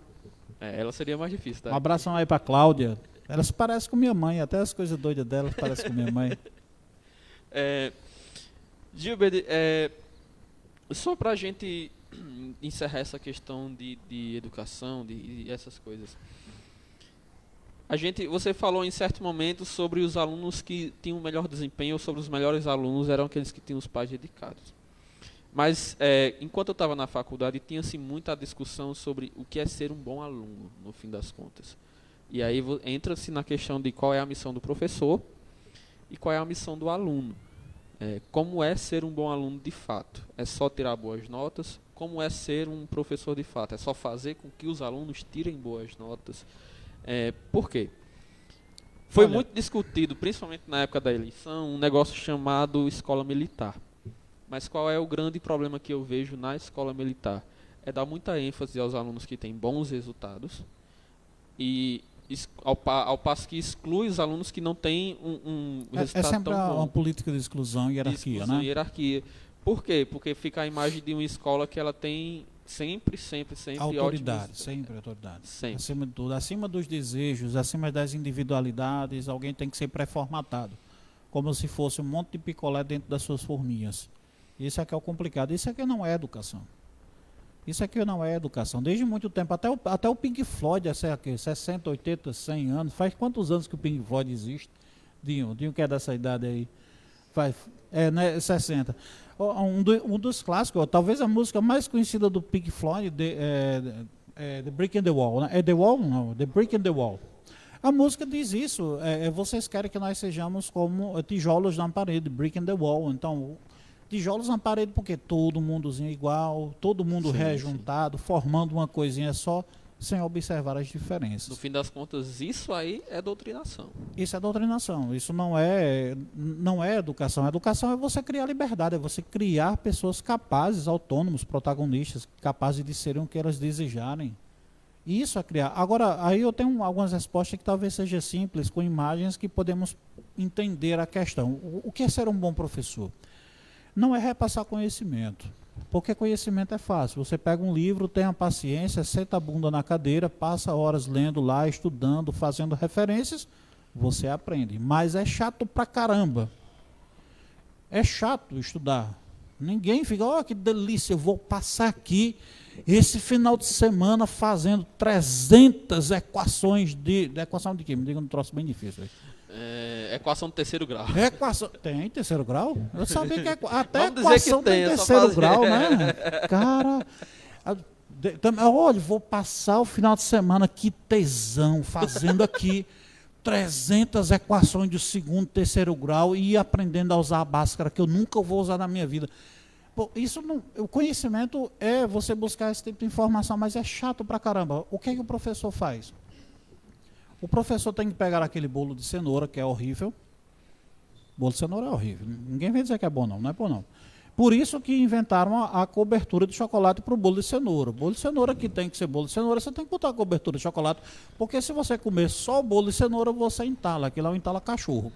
E aí, o que é o bolo de cenoura? É você colocar a beleza de uma cobertura. Agora você tem que caprichar na cobertura, porque você vai olhar para aquele bolo, a água já escorre da boca. Então o professor é justamente aquele que vai transformar o conhecimento, que é aquela coisa insossa, e ele vai ter que enfeitar. E ele vai fazer com que aquilo seja bonito. Eu tinha um professor, um colega meu, que ensinava no cursinho do Cuca, lá em Caicó, e ele é professor de história, e costumava se vestir com personagens daquilo que ele iria falar. Ele se vestia de egípcio, ele se vestia até de Cleópatra, mas eu ri muito nesse dia. E aí eu perguntei para ele, olha, eu não tinha ainda experiência da sala de aula, ele já estava ensinando há um bom tempo, e aí ele disse, olha, estudar história é fácil, cara. Você pega um livro e lê.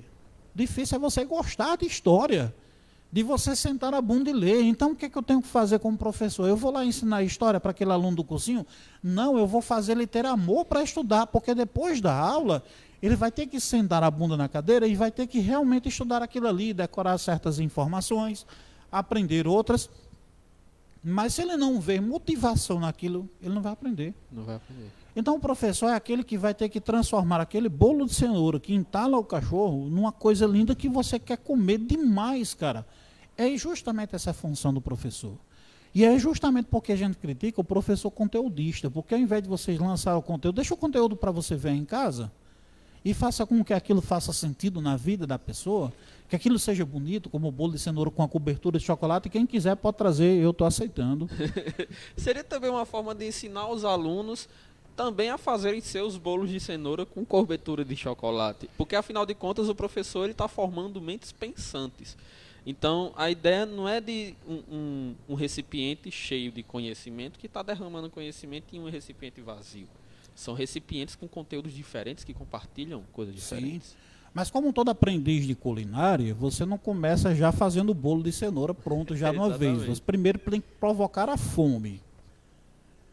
Eu tive uma lição uma vez com a professora Angelita, eu acho que ela não está acompanhando a gente, mas é uma das pessoas que eu tenho muita admiração, profunda admiração.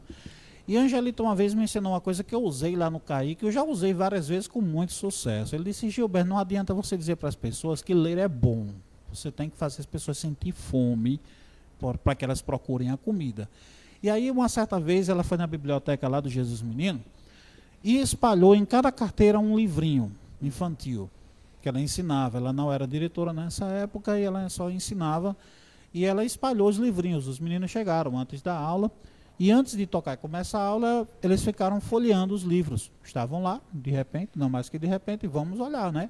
E os meninos começaram a olhar, começaram a achar bonitinho, tocou, a Angelita disse assim: acabou, vamos ter que guardar esses livros, porque a gente vai começar a nossa aula agora. E os meninos: não, a gente quer ver. Não, agora é hora da aula. Ela recolheu todos os livros. Se vocês quiserem ver esses livros, está lá na biblioteca. Caraca. E aí os meninos foram. Pegaram os livros, eles ficaram doidos para ver aquele livro que eles estavam olhando. Então, eu fiz algo parecido lá no Caíque uma vez.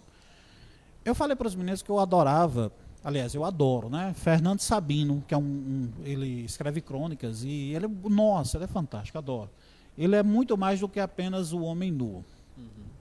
Tem essa crônica dele, o Homem Nu, que é fantástico também, mas é o mais conhecido dele. Sim. E então eu peguei um livro de Fernando Sabino e levei, que é uma crônica pequenininha, você tem uma página, duas, né? E li para eles fazendo a dramatização daquilo que estava escrevendo. Os meninos olhavam para mim: nossa, me dê esse livro. Não, é da biblioteca. Se você quiser conhecer o resto daqui, você vai ter que ir lá pegar o livro. Funcionou, os meninos pegaram. Agora foi tão emprestado que de repente alguém não quis mais devolver e o livro sumiu, de tanto que ele foi requisitado. Então eu fiz outras mais vezes brasileiro que existe. Exato, e aí funcionou. Então é preciso que você desperte a atenção. Então o que é que vai acontecer em relação à questão do aluno? Para que ele queira fazer depois, ele precisa ter esse tipo de fome. E aí, se eu transformar a minha aula, se eu transformar a educação não nessa ideia de conteúdo, mas conhecimento bonito, eu tenho mais possibilidade de alguém querer ser alguma pessoa que também tem a capacidade de produzir conhecimento. Sim. E a curiosidade é o ponto essencial da produção de conhecimento. Sim. Como a gente está vivendo nesse momento de pandemia, e graças a Deus está mais perto do fim do que longe, eu sei, e eu acho que todo mundo sabe, que recentemente você passou por isso. Você contraiu o vírus, e eu sei que você teve bem mal por causa desse bendito vírus. E eu queria que você falasse um pouquinho sobre essa experiência. Como foi para você? Mudou alguma coisa em relação ao que você pensava sobre isso? Eu não saberia dizer o que exatamente mudou em mim, mas com certeza muita coisa mudou. Nem todas as mudanças elas são conscientes, né? Nem todas elas são. Mas com certeza a gente tem uma visão diferente da vida. Coisas simples antes, que a gente não dava valor, passa a enxergar com um olhar diferente. E assim, eu fiquei tanto tempo em casa, eu saía de casa para fazer coisas que eram necessárias, fazer compras. No máximo que eu saí de casa durante a pandemia era para visitar o sítio da minha sogra, porque lá a gente ficava isolado todo mundo, então estava só nós, não tinha perigo do coronga chegar lá. Pelo menos eu pensava assim, né? E o vírus se cansou de esperar que para me pegar na rua. Então, e foi até a sua casa. Ele foi até a minha casa, porque a gente sempre abre uma brecha de receber uma pessoa, ou até mesmo a questão do ensino, porque por mais protocolo que as escolas tenham, e isso é uma coisa que eu considero essencial, necessário falar. Sim. Porque protocolo vamos ter, protocolo temos, mas precisamos tocar a vida. Só que pode falhar em algum momento. Então, eu gostaria até de não falar como foi que de repente eu descobri que esse vírus chegou a mim. Eu só sei que ele veio até a minha casa porque ele cansou de me esperar lá fora. E esse vírus, ele não é totalmente compreendido. A minha esposa, meu filho também adoeceram e eles tiveram sintomas leves, então ficaram um tempo reclusos. Meu filho teve 2 dias, uma febre, e depois estava pulando, saltando, feliz da vida e passando para a coronga para quem quisesse, mas não passou porque ele estava, né, em casa, resguardado. E aí chegou até mim. Minha esposa teve 2 dias, sintomas. Aí chegou até mim. Aí quando chegou em mim, eles disseram: que delícia. Adorei você. Né? É você. Eu mesmo. Olha, começou com umas febres, umas dores no corpo, mas não era febre normal, não. Era fogueira de São João, uma antecipação, né? Nossa, não tinha remédio que desse conta. Então, desde o primeiro momento, que já foi tipo aquele cara que vem com um taco de beisebol, já para fazer um serviço, muito difícil. E eu tinha a mesma mentalidade que muita gente, e isso é errado, de que eu posso ficar em casa, que está de boas, né? Vou aguentar a ideia. E o principal problema dessa doença é ela baixar a sua saturação, que é a quantidade de oxigênio presente no sangue. Sim, sim. E você pode morrer sem saber que está morrendo. Então, eu tive que comprar um oxímetro para acompanhar. Eu abri mão daquela coisa de homem que não gosta de se cuidar. Sim. Então, eu percebi que o negócio estava errado. Por quê? Já tinha me informado, eu tinha pesquisado que abaixo de 95 a saturação já era complicado. Sim, sim. Se chegasse a 90... era muito bom estar no hospital com um balão de oxigênio. Então eu estava dando 80, 90. No meu celular tem uma foto até desse registro. E enquanto eu estava deitado, eu estava me sentindo relativamente bem. Estava numa rede, me sentia relativamente bem. Quando eu me levantava é que não dava certo, porque o mundo rodava, eu queria cair. Se eu fosse me alimentar com 2 colheradas de alguma comida, eu já desmaiava. Então o negócio não estava bom. E quando eu fui para o hospital, ou seja, eu demorei uma semana para reagir. Quando eu fui ao hospital, eu já estava com 75% de comprometimento dos pulmões. Então, isso foi considerado, né, moderado para grave. Quando eu fui levado para Caicó, conseguiram uma vaga. Inclusive, eu digo, olha, se conseguiram uma vaga para você se tratar num lugar como Caicó, Currais Novos, vá, porque é a solução. É o que tem de melhor mesmo, de verdade. Quem ficou em casa e resistiu porque não precisou, porque não teve vaga, e tem muita gente com mais sequelas do que eu, muitas sequelas. Eu estou curado, graças a Deus. Mas eu passei 2 dias internado aqui, depois eu cheguei no sábado em Caicó e saí no outro sábado, ou seja, um pouco mais do que a semana, um dia, né? Mas foi a semana mais comprida da minha vida. Então eu passei uma situação difícil, eu não fui entubado, eu fiquei sabendo que nos grupos de WhatsApp, né? Gilberto já tinha morrido, já foi entubado, já botaram tubo em todo canto, era muito tubo, era tubo em cima, tubo embaixo. Não foi verdade, né? E assim, Tubo embaixo só no presidente, enfim. tem a história do ozônio, né? Não teve isso, graças a Deus. Gil, Pode falar. só fazendo uma leve intervenção em relação ao caso de Gilbert, eu acho que o que aconteceu é que na semana que ele esteve internado, assim, muito próximo, faleceu um primo da gente. Eu nem sabia, eu fiquei sabendo só depois. Aí, em virtude disso, houve muita confusão. Aí confundiam se era Gilbert, se era o Gabriel, então houve muita confusão, né, nesse sentido. É possível. Acho que foi isso, viu, Gilbert? Mas a gente estava acompanhando e sabia que ele não estava bem, mas até onde a gente estava acompanhando não havia risco de morte. Era o que a gente sabia. Ainda bem que era o que vocês sabiam. Para quem está em casa e não está vendo essa voz aí, não é a voz do além, não. É o nosso amigo Dinho Soares, que está aqui escondido aqui, está na parte técnica. Não é demônio, não. Não é demônio, não. E assim, o que mudou na minha vida foi porque eu passei a dar valor a coisas que antes eram mais simples. Ou seja, até mesmo o fato de eu cuidar mais da minha saúde. Eu estou cuidando muito mais da minha saúde, porque desde que eu me internei até sair, poucas vezes eu tive a oportunidade de conseguir ficar em pé. Sim. Eu cheguei aqui numa sexta-feira, aqui no Hospital de Parelhas, e somente na quarta-feira da outra semana foi que eu tive uma oportunidade de ficar de pé. Eu consegui sair da cama, me ajudaram, e foi um dos momentos mais felizes, cara, porque era uma coisa extremamente banal, mas eu estava conseguindo fazer depois de um tempão, quase uma semana, e eu não tinha força na perna, não tinha força de nada, eu estava me segurando, e mesmo assim eu estava super feliz. Meu Deus, que alegria, eu estou em pé. Depois, quando chegou a fisioterapeuta, que verificou que eu não conseguia soprar uma bexiga de aniversário, eu não soprava um troço daquele que eu não tinha força, eu ficava todo vermelho, inchava a cabeça, mas não inchava a bexiga. E depois que eu comecei a fazer os exercícios, que foi começando a encher, eu disse, meu Deus, que alegria, eu consigo encher um balão. Com umas 5, 10 sopradas, enchia. Dava um trabalhinho. Mas conseguia. Então, essas coisas assim que você vai percebendo que a vida da gente é por um fio. É por um fio. Sim. Então, quando eu cheguei em casa, o que é que eu fiz? Desde a primeira semana. Gilberto, você está pesado. Eu dizia para mim mesmo, vamos andar, né? Vamos caminhar, né? É Então, bom. até agora, desde que eu voltei, eu primeiro comecei devagarzinho, até hoje, todos os dias, com algumas exceções, porque às vezes eu não estou bem, eu estou fazendo algum serviço. Aí todos os dias, 5 da manhã, estamos caminhando, perdendo peso, perdendo não, está tudo aí.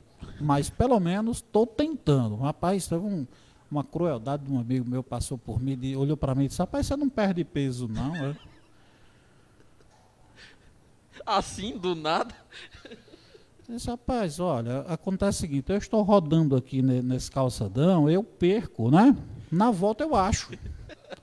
É por isso. Tipo isso. Mas assim, é chato, porque dá um certo desânimo. Olha, gente, quem está em casa, não faça isso com um gordinho não, cara. Por favor. Não faz isso não. Às vezes a autoestima está lá embaixo, a pessoa está naquela vontade, eu vou conseguir, cara, eu vou perder peso, estou mais magro. Eu olhava no espelho, tinha um problema no espelho, eu acho. Estou mais magro, a minha esposa olhava assim, desde quando? Hã? Aí o cabo olha para mim e diz, você não perde peso, não. Cara, isso é um banho de água fria, dá uma tristeza, cara. Você se levanta no outro dia de 5 horas para caminhar, assim, meu Deus, o que eu estou fazendo? Só por causa de um comentário maldoso, né? Precisa não, fica para tu. Eu tenho um espelho lá em casa, às vezes ele mente para mim também, né? Às vezes ele mente para mim. Eu perguntei para ele, olha, quem é o homem mais bonito do mundo? O espelho mágico. Ele não respondeu até agora porque está rindo da pergunta, ele não consegue responder. Queria dar um alô especial aqui para o nosso amigo professor Frank Kleber. Comentou Gilberto Soares, gostei das referências do Pink Floyd. Eu imagino que ele deva gostar desse tipo de música. Nada contra, eu também gosto. Nossa amiga Adelaide, foi minha colega de trabalho. Um abraço para você, Adelaide. Estamos aqui também, presente com a gente, nosso amigo Cleivan Filho, proprietário ali da CF Souza Barbearia, que tem nos apoiado bastante nesse programa. Ele que, junto comigo, é um dos idealizadores. Exatamente. E grande abraço para você, Cleivan. Chegou atrasado, mas a gente perdoa. Não fala isso não, cara. Ninguém tinha visto. Olha lá. Não perdoa não. Quem perdoa é Deus. Quem perdoa é Deus. Ele está anotando no livrinho dos vacilos. Gilberto, estamos chegando ao fim, infelizmente. Tinha muito mais coisas que eu gostaria de falar com você, mas eu gostaria de deixar algumas coisinhas para uma próxima vez que você viesse aqui conversar com a gente. Quem sabe, né? Podemos estar aí, se tiver disponibilidade. Venho de volta, adoro conversar besteira. Isso é uma arte que eu desenvolvo com muito garbo e elegância. Então, e coisas boas também, coisas interessantes. Tenho certeza que quem nos ouviu deve ter concordado com muita coisa que eu disse e discordado também. Porque, como eu falei lá no começo, o bom do conhecimento é isso, é você gerar a possibilidade de diálogo mesmo com quem escuta, porque você não precisa esperar que as pessoas concordem com você. Você tem que despertar uma brasa na cabeça das pessoas. Eu não gostei do que esse cara falou, mas quando eu escuto, quando eu já penso assim, eu já estou criando um conhecimento novo a partir de algo. Então eu mobilizei a cabeça de alguém, certeza. Isso, exatamente. Então, ou seja, fale bem ou fale mal. Mas falem de mim, é bom. Mas não fala mal não, que eu fico triste. Pelo menos não na frente. Não, por trás pode falar, eu não vejo mesmo. Gilberto, eu gostaria que você deixasse uma mensagem para as pessoas. Pode ser uma frase, um poema, um trecho de uma música, um pensamento, que você bem entender. O que é a vida para Gilberto Soares? Tem um negócio mais fácil não, cara? Não. Você está querendo ser aquele cara, como era o nome daquele cara? Antônio Abujamra, né? Abujamra. Ele fazia essas perguntas tronchas no final. Eu esqueci o nome do programa lá da TV Cultura, né? Ele faz essas perguntas tronchas, meu filho, os biólogos não têm essa resposta. Como é que eu vou... Se fosse o caso de perguntarmos a Gonzaga, ele dizer que a vida é o quê? Eu até esqueci. Mas aí é que está a questão.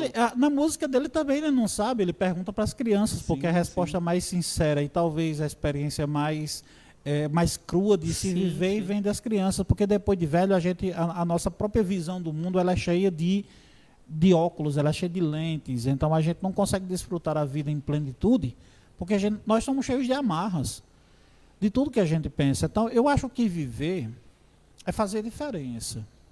Fazer diferença. Nós não viemos aqui só para fazer rastro e deixar uma pegada arqueológica. Não, a gente veio aqui para fazer a diferença de alguma maneira.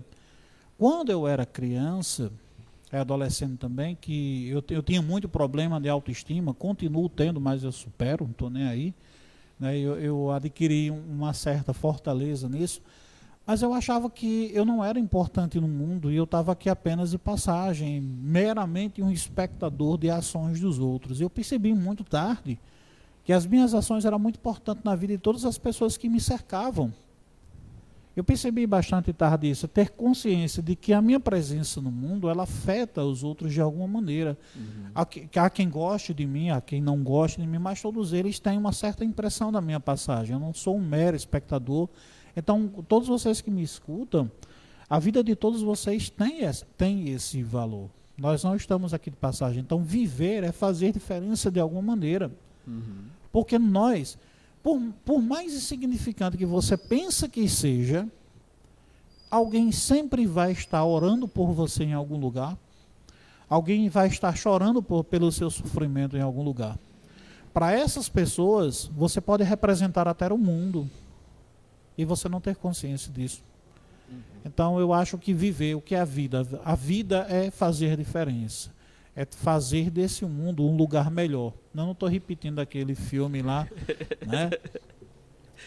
É o filme da cruzada, ninguém né? cria, tudo se copia. Também é verdade, mas a vida é isso. É você fazer diferença, é você deixar sua marca no mundo.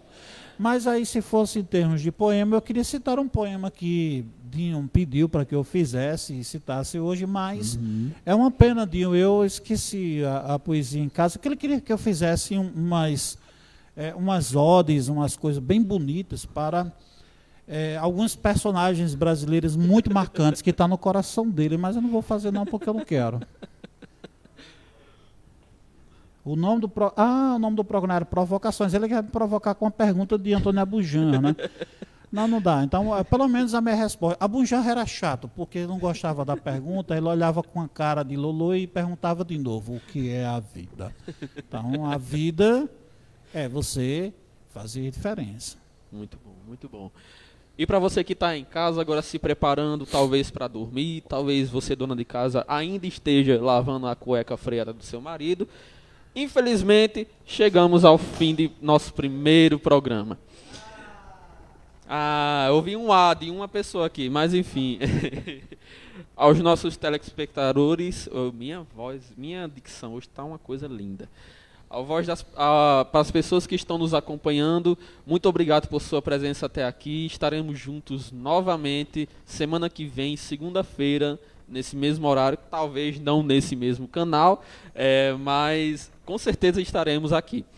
Então, Gilberto, muito obrigado por ter estado com a gente, muito obrigado por ter aceitado o convite de bom grado. Eu fiquei honrado demais, gostei muito da ideia de ser o primeiro convidado aqui do canal que você chamou de porque não tinha lá no ninguém começo. melhor. Enfim, valeu pessoal, até mais. Fiquem com Deus. Esse programa é da zoeira.